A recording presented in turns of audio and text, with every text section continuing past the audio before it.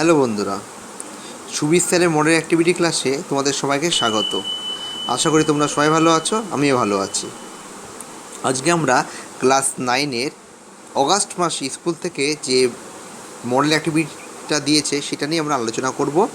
আর এটা কিন্তু পার্ট 5 হবে, একদম নতুন যেটা দিয়েছে সেটা নিয়ে আমরা আলোচনা করব। এছাড়া পার্ট 5-এর কিন্তু অন্যান্য ভিডিওগুলো আমার চ্যানেলে গেলে তোমরা সব পেয়ে যাবে। ঠিক আছে বন্ধুরা, যে সমস্ত বন্ধুরা নতুন আসছো দেখবার জন্য তাদের কিন্তু যদি ভিডিওটা ভালো লাগে তারা অবশ্যই তাদের বন্ধুদের সাথে তোমরা শেয়ার করবে আর সাবস্ক্রাইব করে রাখবে। আর যারা কিনা আমার চ্যানেল আগের থেকে সাবস্ক্রাইব করে রেখেছো তাদের কিন্তু অসংখ্য ধন্যবাদ দিচ্ছি।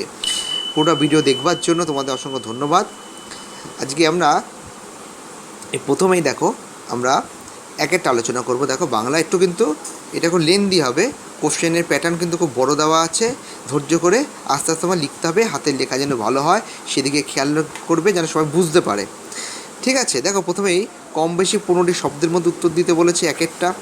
2 নম্বর দিয়েছে প্রসঙ্গ নির্দেশ করে কম বেশি 60টি শব্দের মধ্যে লিখতে হবে। দেখো বাংলা মানে কিন্তু বুঝিয়ে তোমার লিখতে হবে, বুঝিয়ে। তুমি কোথাও ছেড়ে দিলাম অল্প লিখলাম তাহলে হবে না, যা বলছে বুঝিয়ে লিখতে হবে, তবেই নম্বর পুরো পাওয়া যায়। আর 3 নম্বরে কম বেশি উত্তর নিজের ভাষায় লেখো 63টি শব্দের মধ্যে, এগুলো বড় উত্তর হবে। দেখো বন্ধুরা, এই 3-এর কোশ্চেন দেখো 63টি শব্দের মধ্যে লিখতে বলেছে। বাংলা কিন্তু বড় হবে, সংক্ষিপ্ত লেখা যায় না, সংক্ষিপ্ত লিখে উত্তর পাওয়া যায় না, নম্বরও ভালো পাওয়া যায় না। আচ্ছা দেখো প্রথমে কোশ্চেনে দেওয়া আছে কম বেশির মধ্যে 15টি শব্দের মধ্যে উত্তর লেখো। এক নম্বর দেওয়া আছে হিন্দি উপস্থিতি সেই চেষ্টাই করছেন। কোন চেষ্টার কথা প্রাবন্ধিক বলেছেন? দেখেছো কোন চেষ্টার কথা বলছে? উত্তরটা আমরা দেখে নিই। দেখো উত্তর হবে নব সৃষ্টি প্রবন্ধে প্রাসঙ্গিক সৈয়দ মুস্তাফা আলী জানিয়েছেন বাংলা সাহিত্যের বেশ কিছু সাহিত্যিক হিন্দি ভাষা থেকে আরবি, ফার্সি, ইংরেজি প্রভৃতি ভাষার প্রভাব তাড়ানোর চেষ্টা করছেন। বুঝতে পেরেছো? এই যে প্রভাব তাড়ানোর চেষ্টা করছে এর তলে দাগ দেওয়া উচিত, তাহলে যে এক্সামিনার তাদের কিন্তু নজরটা পড়বে। বুঝতে পেরেছো বন্ধুরা? দেখো তারপরে তোমাকে কোশ্চেন দিয়েছে এরই মাঝে বাংলার প্রাণ কবি কোথায় বাংলার প্রাণের সন্ধান পেয়েছেন? উত্তরটা দেখে নিই। লিখবে জীবনানন্দ দাশ, তালিবাস্য, এটা কিন্তু তালিবাস্য হবে। আকাশে 7টি তারা, এটা ইনভার্টেড কোটেশন দেবে। কবিতায় নরম ধানের গন্ধ, কলমি শাকের ঘ্রাণ, হাঁসের পালক, চাঁদা সরপুটি মাছের মৃদু আষ্টে ঘ্রাণ, কিশোর পায়ে দলা দলা দলা মুথা ঘাস, লাল বটফলের ব্যথিত গন্তে ক্লান্ত নীরবতা, এই সমস্ত কিছুর মধ্যে বাংলার প্রাণের সন্ধান পেয়েছেন। ঠিক আছে, এখানে কিন্তু এই আষ্টে গন্ধ, কিশোরের পায়ে দলা মোথা ঘাস, এর তলে দাগ দেবেন। লাল বটফলের ব্যথিত গন্ধ, এর তলে আন্ডারলাইন করবে, তাহলে উত্তরটা খুব ভালো হবে। তারপরে কোশ্চেন তোমরা দেখো 3-এ তোমাদের দেওয়া হচ্ছে এখন আমার দৃঢ় বিশ্বাস হয়েছে। পত্র লেখকের দৃঢ় বিশ্বাসটি কি? উত্তরটা আমরা দেখে নিই। স্বামী বিবেকানন্দের বিশ্বাস ছিল মিস নোবেল, এরই মধ্যে শিক্ষা, পবিত্রতা, ভালোবাসা ইত্যাদি গুণগুলো আছে। ভারতের নারী কল্যাণমুখী একাধিক কাজের জন্য তিনি এই গুণগুলোকে কাজে লাগিয়ে তার বিরাট উজ্জ্বল করে তুলবেন। তাহলে এখানে মিস নোবেলের মধ্যে বিবেকানন্দ এমন কিছু গুণ দেখতে পেয়েছেন যার জন্য তার মনে হচ্ছে সে যদি এই সমস্ত গুণ নিয়ে ভারতবর্ষে আসে তাহলে কিন্তু ভারতবর্ষে কী হবে, তার একটা কিন্তু বিরাট উজ্জ্বল মুখ থাকবে। পরের কোশ্চেন আমরা দেখে নিই কী দেওয়া আছে।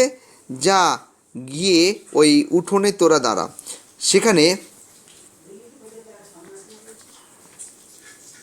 সেখানে গিয়ে দাঁড়ালে কোন দৃশ্য দেখা যাবে? উত্তরটা আমরা দেখে নিই। কবি নীরেন্দ্র চক্রবর্তী জানিয়েছেন উঠোনের লাউ মাচার পাশে দাঁড়ালে দেখা যাবে ছোট্ট একটা ফুল সন্ধ্যার বাতাসে ক্রমাগত দুলছে। আর এই উঠোনে দাঁড়ালে সহজ সরল সুন্দর গ্রাম জীবনকেই পাওয়া যাবে। আর নাগরিক জীবনের ক্লান্ত মানুষ খুঁজে পাবে শান্তির নিঃশ্বাস। বুঝতে পেরেছো বন্ধুরা? এটা কিন্তু মেন উত্তরটা এটাই হচ্ছে, নাগরিক জীবনের ক্লান্ত মানুষ খুঁজে পাবে শান্তির নিঃশ্বাস। এটাই মেন, কিন্তু তার আগে আমাদের ভূমিকা দিয়ে এবার লিখতে হবে। ঠিক আছে বন্ধুরা, 1.5 তোমার বাড়ি কোথায়? রাধারানী এই প্রশ্নের উত্তরে কী বলেছে, উত্তরটা আমরা দেখে নিই। রাধারানী গল্পে বঙ্কিমচন্দ্র চট্টোপাধ্যায় আগন্তুক শ্রী রুক্মিণী কুমার রায় রাধারানীর থেকে তার বাড়ির ঠিকানা জানতে চাইলে রাধারানী জানিয়েছিল তার বাড়ি শ্রীরামপুরে। ঠিক আছে বন্ধুরা, তার বাড়ি শ্রীরামপুর, এটা জানতে চেয়েছিল। দেখো বন্ধুরা, এবার 2 নম্বরের কোশ্চেন আমরা আসছি। দেখো 60টি শব্দের মধ্যে উত্তর লিখতে বলেছে। খুব বড় হবে না, খুব ছোট হবে না, 60টি শব্দ। 2.1 দেওয়া আছে সংস্কৃত ভাষা আত্মনির্ভরশীল প্রাবন্ধিক কেন এমন মন্তব্য করেছে, উত্তরটা আমরা দেখে নিই। লিখবে সৈয়দ মুস্তাফা আলী সংস্কৃত ভাষাকে আত্মনির্ভরশীল ভাষা বলেছেন। তার মতে কোনো নতুন চিন্তা অনুভূতি প্রকাশের জন্য নতুন শব্দের প্রয়োজন হলে সংস্কৃত ভাষা তা অন্য ভাষা থেকে ধার করার কথা কখনো ভাবে না, পরিবর্তে নিজের ভাণ্ডারে তার খোঁজ করে। সেখানে খোঁজ করা হয় এমন কোনো ধাতু বা শব্দ আছে কি না যার সামান্য অদল বদল করে কিংবা পুরনো ধাতু দিয়ে নতুন শব্দটি তৈরি করা যেতে পারে। এ কারণে সংস্কৃতকে এটি স্বয়ংপূর্ণ ও আত্মনির্ভরশীল ভাষা বলেছেন।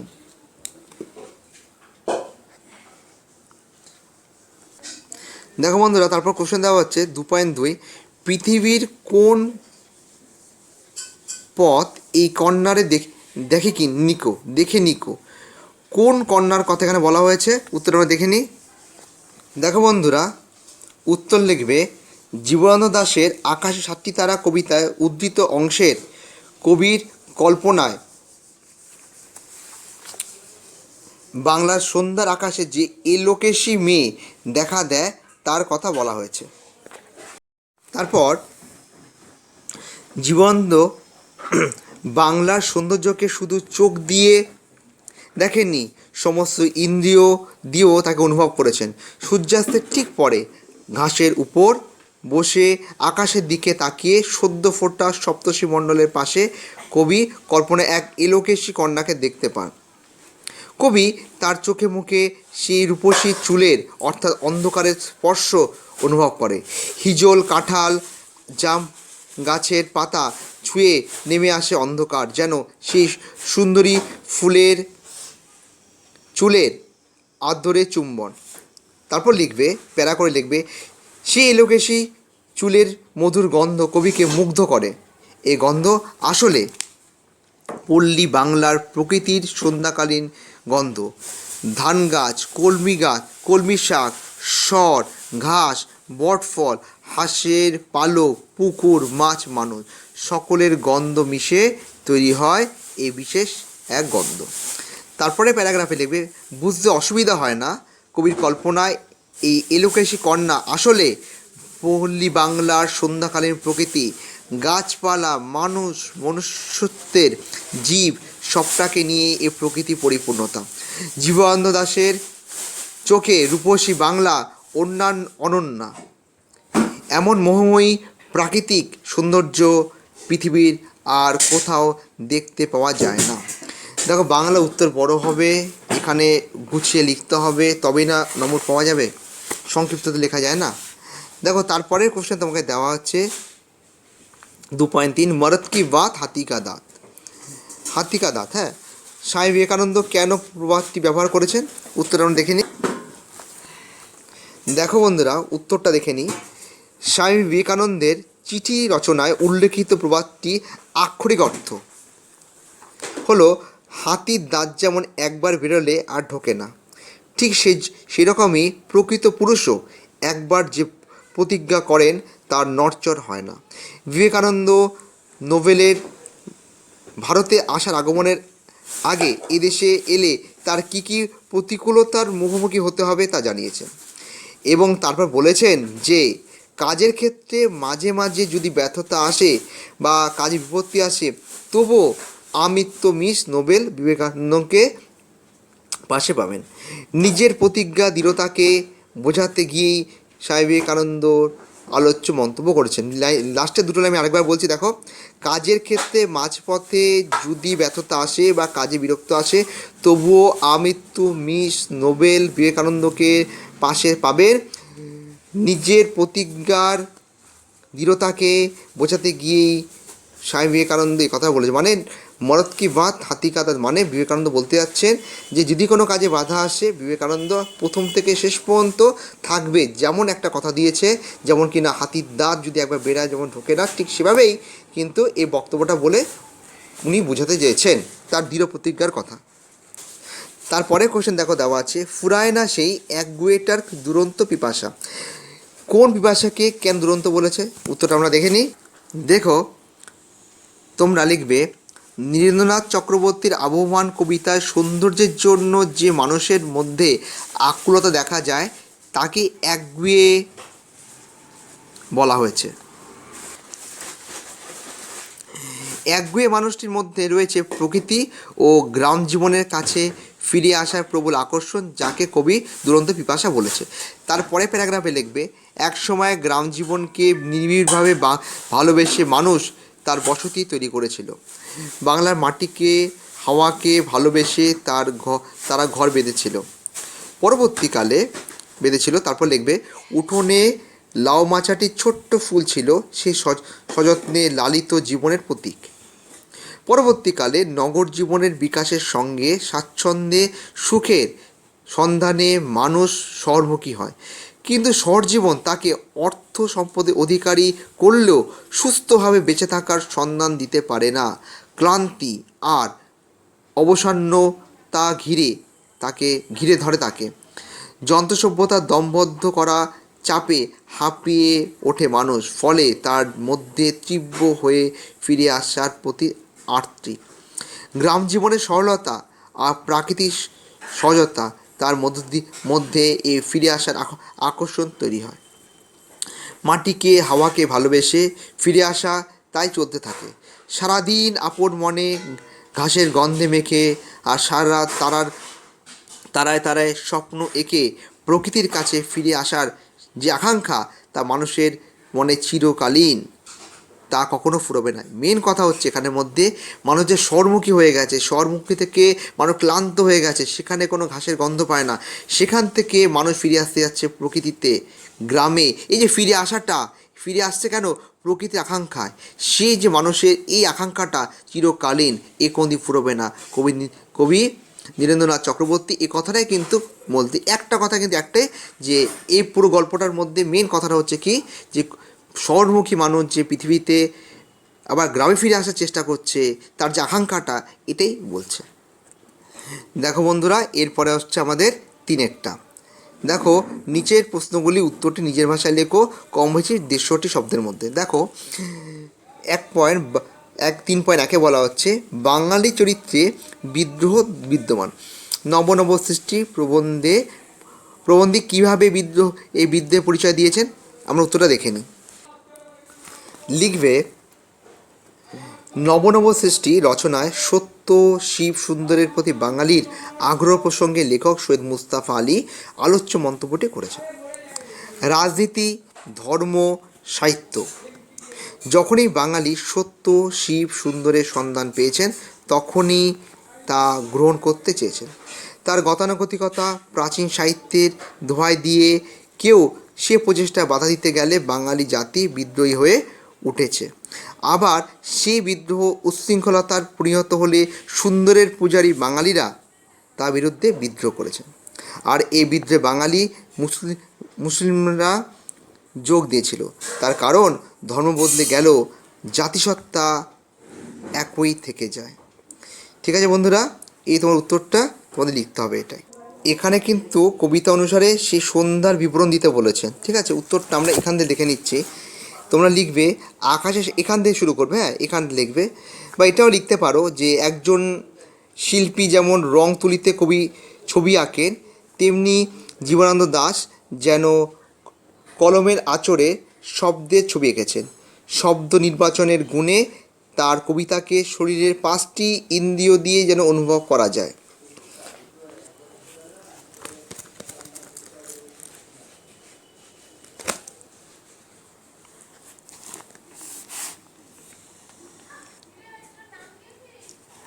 এবার প্যারাগ্রাফ করে লিখবে, আকাশে 7টি তারা কবিতাটিতে জীবনানন্দ বাংলার এক শান্ত সন্ধ্যার ছবি এঁকেছেন। একসঙ্গে যখন 7টি তারার কথা বলা হয় তখন বুঝতে অসুবিধা হয় না যে কবি সপ্তর্ষি মণ্ডলের কথাই বলছেন। সূর্যাস্তের আবহাওয়ায় পাকা কামরাঙ্গা ফলের মতো লাল টুকটুকে মেঘ যেন দিগন্ত রেখায় সাগর জলে ডুবে গেছে মনে হয়। তার তখন ঢেউয়ের রঙে হয়ে ওঠে লাল। কবির মনে হয় যেন এক মৃত মনিয়া পাখির রক্তে লাল হয়ে উঠছে জল। সূর্যের শেষ আভাটুকু মিলে যায় রাতের নিবিড় আধার নামার আগে। দিনরাত্রি সন্ধিক্ষণে আসে বাংলার শান্ত নীল সন্ধ্যা। কবির মনে হয় যেন এক এলোকেশে মেয়ে দেখা দিয়েছে আকাশে। কবির কল্পনায় সে মেয়েটি আসলে সন্ধ্যাকালীন বাংলার রূপ। মাটির বুকে ধীরে ধীরে নেমে আসা অন্ধকার যেন তার কালো চুলের রাশি। কবির মুগ্ধ চোখের সামনে আধার ঘনিয়ে যেন চুলের স্পর্শ অনুভব করে কবি যেমন করে বাংলার মুখ দেখেছেন তেমন করে আর কেউ দেখেনি। পৃথিবীর কোনো পথ অর্থাৎ কোনো স্থানেই প্রকৃতির এমন মোহময়ী রূপ তিনি দেখেননি। সে এলোকেশি চুলের স্পর্শে হিজল কাঁঠাল জামের পাতা ছুঁয়ে নামে রাত্রি। রূপসী বাংলায় সন্ধ্যায় যে মুগ্ধ গন্ধ আর পৃথিবীর কোথাও নেই। তারপর লিখবে, ধান গাছ, কলমি শাক, হাঁসের ভেজা পালো, স্বরের মৃদু গন্ধ, পুকুরের সোদা গন্ধ, মাছের আষ্টে গন্ধ, কিশোরী মেয়ের চাল ধোয়া ভিজে ঠান্ডা হাতের গন্ধ, কিশোরীর পায়ে দলা সুগন্ধি মুথা ঘাসের গন্ধ আর বটফলের হালকা গন্ধ মিশে তৈরি বাংলার সন্ধ্যের আমেজ। এ সরল সহজ গ্রাম্য প্রকৃতি আর মানুষের মধ্যে কবি খুঁজে পান রূপসী বাংলাকে। এটাই হচ্ছে আমাদের উত্তরটা হবে। দেখো 3.3 চিঠি অনুসরণে স্বামী বিবেকানন্দের বিদেশি ভক্ত অনুগামীদের পরিচয় দাও। বন্ধুরা, এখানে কিন্তু প্রথমে তোমাদের লিখবে মিস নোবেল। এটা নিয়ে তোমাদের বইয়ের যে পাঠ্যপুস্তকটা আছে তার পিছনে কিন্তু ওখানে দেওয়া আছে, ওখানেও লিখতে পারো। আমি এখানে বলে দিচ্ছি কী সব বেশি লিখতে হবে না, অনেক বড় উত্তর হয়ে যাবে। প্রথমে মিস নোবেল লিখবে। স্বামী বিবেকানন্দ প্রিয় শিষ্যা, তার পুরো নাম ছিল মার্গারেট এলিজাবেথ নোবেল। উত্তর আয়ারল্যান্ডে ডান্সননে 1867 খ্রিস্টাব্দে 28 অক্টোবর তার জন্ম। স্বামীজির অনুপ্রেরণায় ভারতের সেবায় তিনি নিজের জীবন উৎসর্গ করেছিলেন। আর লিখবে তিনি ভারতে আসেন এবং পরবর্তীকালে ভোগে নিবেদিতা নামে পরিচিত। ঠিক আছে, আর একটু লাইন লিখতে হবে। স্ত্রী শিক্ষা বিস্তারে স্বাধীনতা আন্দোলনে গুরুত্বপূর্ণ ভূমিকা নেন মিস নোবেল। কলকাতা বাগবাজারে দেশীয় আদর্শে একটি বালিকা বিদ্যালয় স্থাপন করেন, যা বর্তমানে নিবেদিতা বালিকা বিদ্যালয় নামে পরিচিত। এটুকু লেখো, আর লিখতে হবে না, ছেড়ে দাও। দেখো তারপর লিখবে মিস মুলার নিয়ে দু একটা কথা লিখতে হবে। মিস মুলার লিখবে পুরো নাম ছিল হচ্ছে হেনরিয়েটা মুলার। 1896 খ্রিস্টাব্দে স্বামী বিবেকানন্দ কিছুদিন অতিথি হিসাবে মিস মুলার আশ্রমে ছিলেন।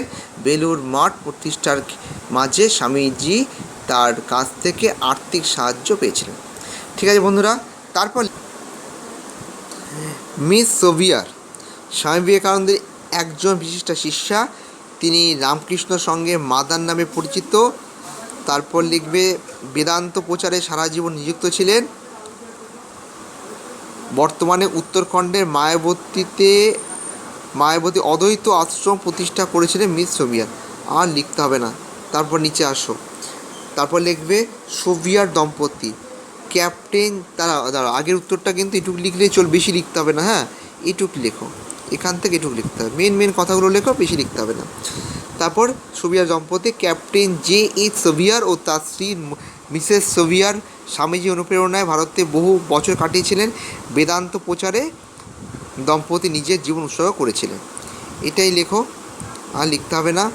আর লিখবে মিস ম্যাকাউল, পুরো নাম ছিলেন জোসেফাইন ম্যাকাউল। স্বামী বিবেকানন্দ তাকে জো নামে ডাকতেন। স্বামীজি তাকে নানা কাজে দেশে বিদেশে সাহায্য করেছেন। বেলুর মাঠেও এসেছেন অনেকবার। স্বামীজির পাশ্চাত্য অনুগামীদের মধ্যে ম্যাকল ছিলেন অগ্রগণ্য। এটুক লেখো, বেশি লিখতে হবে না, যতটা পারছে কমিয়ে দিচ্ছে। আর মিসেস বুল নিয়ে লিখবে। মিসেস বুল ছিলেন স্বামীজির প্রিয় শিষ্যাদের অন্যতম। তার পুরো নাম হচ্ছে সারা বুল। অনেক চিঠিতে স্বামীজি তাকে মা বা ধীরা মাতা বলে সম্বোধন করেছেন।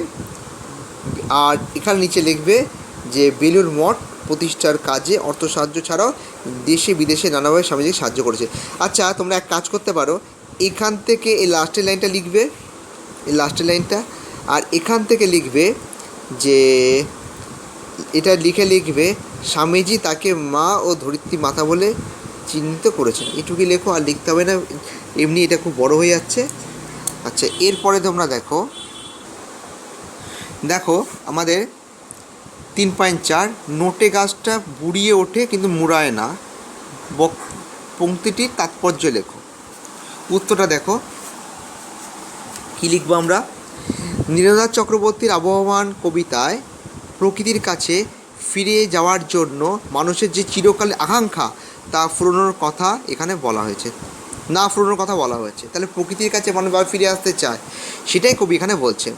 অনেক বছর আগে মানুষ যখন গ্রাম বাংলায় এসেছিল এবং ঘর বেঁধেছিল, তার সেই চেষ্টার সঙ্গে যুক্ত ছিল গভীর ভালোবাসা।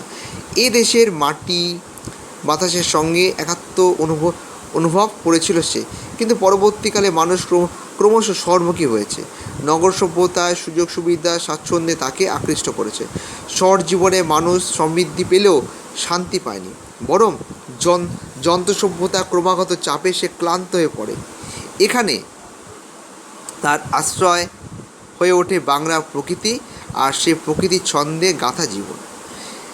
সে যেন যখনই সুযোগ পান ফিরে আসে প্রকৃতি লালিত জীবনে। তার আশা পটভূমি তৈরি করে রাখেন উঠোনের লাউমাচা, সন্ধ্যার বাতাসে দুলতে থাকা ছোট্ট ফুল। পুরনো জীবনে চেনা ছন্দে এই ফিরে আসার পরিপ্রেক্ষিতেই কবির মনে হয়েছে কোনো কিছুই শেষ হয়ে যায় না, কোনো কিছু শেষ, এটার তলে দাগ দিও, শেষ হয় না। বাগানের মুকুন্দ ফুলের হাসি থেকে শুরু করে সূর্য ওঠা, ধীরে ধীরে ছায়া নামা, সন্ধেবেলার নদীর বাতাসে বয়ে যাওয়া, কিছুই শেষ হয় না। যেমন শেষ হয় না প্রকৃতির কাছে ফিরে আসার জন্য মানুষের আকুলতা। বন্ধুরা, বুঝতে পেরেছ? যদি ভিডিওটা বুঝতে না পারো, পজ করে তোমরা লিখতে পারবে। দেখো, লাস্ট কোশ্চেন আমাদের 3.5, তারা দরিদ্র কিন্তু লোভী নয়। কাদের কথা বলা হয়েছে? পাঠ্যাংশ অনুসরণ করে তাদের দরিদ্র ও নির্লোভতার প্রসঙ্গ উল্লেখ করো। দেখো বন্ধুরা, এই উত্তরটা লিখবে, তোমরা লিখবে যে বঙ্কিমচন্দ্রের রাধারানী গল্পাংশে রাধারানীদের নিয়ে এই কথাটা বলা হয়েছে। এখানে বলা হচ্ছে কাদের কথা বলা হয়েছে? রাধারানীদের নিয়ে বলা হয়েছে। উত্তরটা লিখবে রাধারানী গল্পে রাধারানীদের কথা বলা হয়েছে। প্রথম যে কোশ্চেনটা ছিল সেটা এভাবে লিখবে। তারপরে উত্তরটা এভাবে লিখবে দায়িত্ববোধ। বয়সের তুলনায় রাধারানী ছিল অত্যন্ত দায়িত্ববোধ সম্পন্ন। তার অসুস্থ মায়ের পাথ্যের অর্থসংস্থানের জন্য মালা গেঁথে একাই সেই মালা মেলায় বিক্রি করতে গিয়েছিল। তারপরে মাতৃভক্তি। মায়ের পথ্যের জন্য মালা বেচতে যাওয়া শুধু রাধারানীর দায়িত্ববোধই নয়, তার মাতৃভক্তির পরিচয়। দ্বিধা সত্ত্বেও মায়ের কথাতে সে রুক্মিণী কুমারের কাছে মালা বিক্রি করতে পাওয়া অতিরিক্ত অর্থ নিতে রাজি হয়। নীতিবোধ ও সততা। তার নৈতিকতা বোধের জন্য রুক্মিণী কুমারের রেখে যাওয়া নোটটি রাধারানীর ভাঙায় না, সৎ বলে সে ফেরত দেওয়ার কথা ভাবে। কৃতজ্ঞতাবোধ। অন্ধকারের হাত ধরে পথ দেখিয়ে নিয়ে যাওয়া সেই উপকারী মানুষটির কাছ থেকে মালার দাম নেওয়া উচিত হবে কি না সে নিয়ে রাধারানীর যে সংশয় তা কৃতজ্ঞতা বোধের পরিচয় দেয়। আর লাস্ট লিখবে সেবাপরায়ণতা। বাজারে যাওয়া, তেল আনা, রান্না করা, মাকে খেতে দেওয়া, ঘর পরিষ্কার করা। রাধারানীর এই সমস্ত কাজকর্ম থেকে বোঝা যায় ঘরের কাজে ও সেবাকর্মে সে যথেষ্ট দক্ষ ছিলেন। তাহলে এই চরিত্রগুণগুলো আমরা কিন্তু এর মধ্যে খুঁজে পেয়েছি বা তার দারিদ্র্যের মধ্যে খুঁজে পেয়েছি। ঠিক আছে বন্ধুরা, এই পয়েন্টগুলো কিন্তু একটু অন্য কালার দিয়ে করে দিও। দেখো বাংলা কিন্তু বড় হবে, এখানে কিছু করার নেই যে ছোটো করে লিখে দিলাম, ছোটো করে হয়ে গেল। নম্বরটা স্যাররা যদি স্যাটিসফাই না হয় তাহলে কিন্তু নম্বর পাবে না, বুঝতে পারলে?